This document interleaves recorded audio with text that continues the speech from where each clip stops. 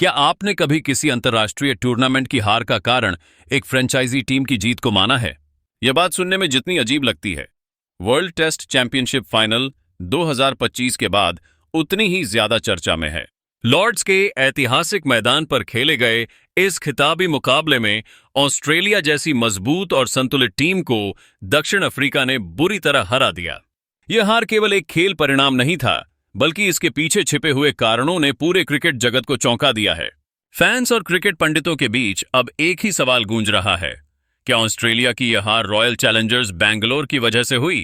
क्या आईपीएल की थकावट ने ऑस्ट्रेलियाई खिलाड़ियों की ताकत को चूस लिया? ऑस्ट्रेलिया की टीम पिछले 2 संस्करणों से आईसीसी वर्ल्ड टेस्ट चैंपियनशिप में लगातार फाइनल तक पहुंचती रही है और 2023 में तो उन्होंने खिताब भी जीता था। इस बार भी टीम का प्रदर्शन बेहद प्रभावशाली रहा और उन्होंने एक बार फिर फाइनल में जगह बना ली। टीम में दुनिया के सबसे बेहतरीन खिलाड़ी मौजूद थे। कप्तानी की कमान पैट कमिंस जैसे अनुभवी और आक्रामक लीडर के पास थी। सब कुछ उनके पक्ष में था।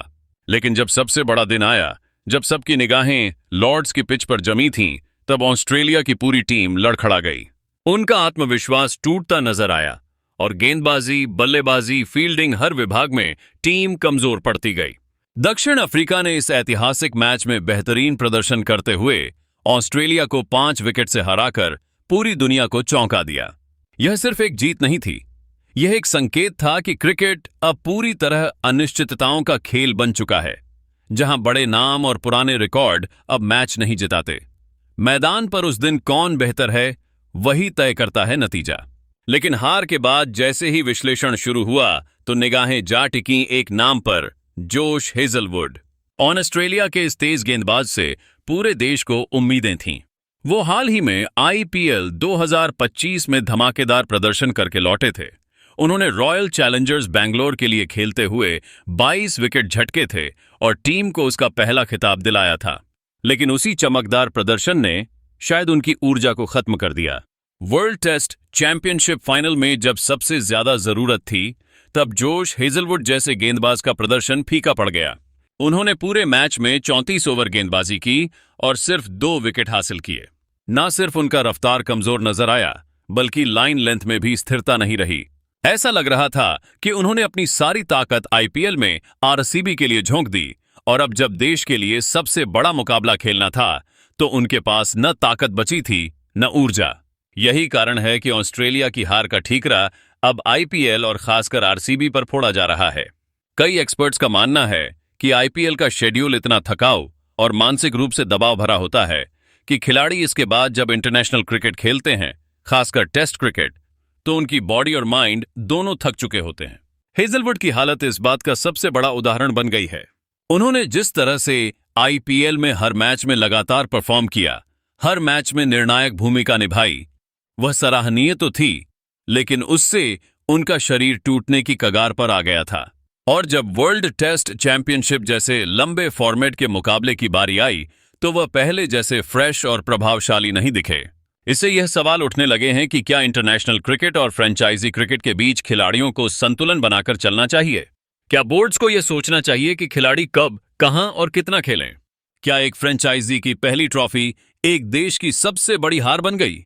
यह बात केवल ऑस्ट्रेलिया के लिए नहीं, बल्कि सभी क्रिकेट खेलने वाले देशों के लिए चेतावनी है।